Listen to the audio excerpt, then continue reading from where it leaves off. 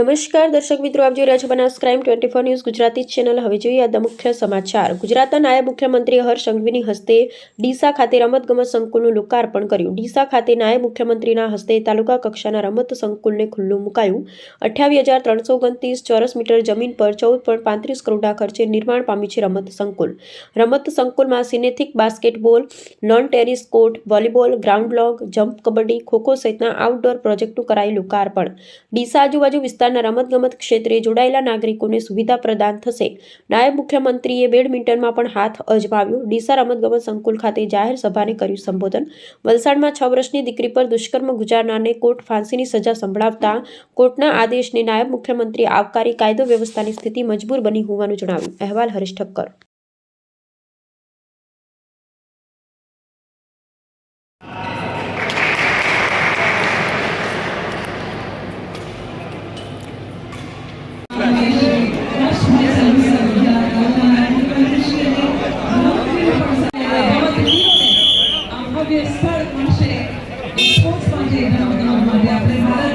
સાહેબ આપનું અમે ઉષ્માભર્યું સ્વાગત કરીએ। અમારી પણ છાતી ગદગદ ફૂલે છે કે આપ દિશાની ધરતી ઉશ્કે રહ્યો છે।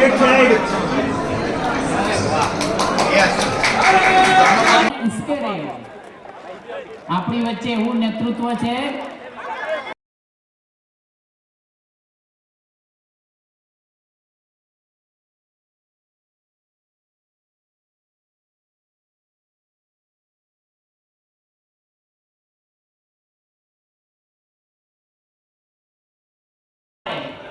એ યુવા મોરચાનું પ્રતિનિધિત્વ કર્યું હોય અને પછી ત્યાંથી સૌથી નાની ઉંમરના સારા મિત્રો આજે અમે આજનો દિવસ એક ખૂબ જ મહત્વનો દિવસ છે। યુવાનો માટે મગજ કસવા માટે પુસ્તકાલયનું બી આજે લોકાર્પણ કરવામાં આવ્યું છે અને શરીર કસવા માટે પાલનપુર અને ડીસા ખાતે સ્પોર્ટ્સ કોમ્પ્લેક્સનું બી લોકાર્પણ કરવામાં આવ્યું છે। બનાસકાંઠાના જિલ્લાના સૌ યુવાનોનું ખરેખર ભવિષ્ય ઉજ્જવળ બને તે માટે આ બધી જ વ્યવસ્થાઓ કરવામાં આવી છે અને વધુમાં વધુ યુવાનો મોબાઈલની અંદર એમનો સમય ના બગડે અને રમતગમતના મેદાન સુધી પહોંચે તે માટે આ વ્યવસ્થા કરવામાં આવી છે। દીકરીઓને પોતાનું સપનું સાકાર કરવાનો હક છે। દરેક નાના નાના યુવાનોને, બાળકોને એનું સપનું સાકાર કરવાનો હક છે। ભણતર, સામાજિક રીતિ રિવાજ જોડે જોડે જો પોતાના પરિવારનું, ગામડાનું, તાલુકાનું, જિલ્લાનું, રાજ્યનું ને દેશનું નામ રોશન કરી શકતા હોય તો એવા દીકરા દીકરીને આપણે આંગળી પકડીને ઘરે બેસાડવાની બદલે આંગળી પકડીને એને રમતના મેદાન સુધી પહોંચાડવાનું ખરેખર ભગીરથ કાર્ય કરવા માટે સૌ સમાજે આગળ વધવું જોઈએ। વલસાડ જિલ્લાના એક નાનકડા ગામના ગરીબ પરિવારની 6 વર્ષની નાની એવી દીકરી પર દુષ્કર્મ ગુજારનાર દરિંદા રઝાકને આજે વલસાડ કોર્ટ દ્વારા ફાંસીની સજા સંભળાવવામાં આવી છે।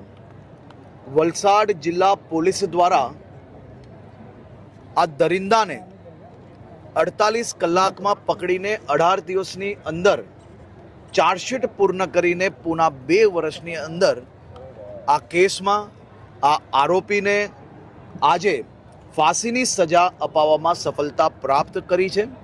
હું રાજ્યની સૌ માતાઓ, બહેનો, દીકરીઓ વતી વલસાડ જિલ્લા પોલીસ અને સ્પેશિયલ લોયરની બેઉજનને ખૂબ ખૂબ આભાર માનવા માંગુ છું। ઓકે સાહેબ, આજે બનાસકાંઠામાં બનાસકાંઠા જિલ્લાની અંદર આજ રોજ નાયબ મુખ્યમંત્રીશ્રીના હસ્તકે એક લાઇબ્રેરીનું વડગામ ખાતે લોકાર્પણ, જિલ્લા કક્ષાનું ઇન્ડોર હોલનું પાલનપુર ખાતે લોકાર્પણ અને યુવાઓના સપનાનું સાકાર કરી શકે રમતગમત ક્ષેત્રે એવું ડીસાનું સ્પોર્ટ્સ સંકુલનું લોકાર્પણ કરવા માટે માનનીય હર્ષભાઈ આજે ડીસા પધાર્યા હતા।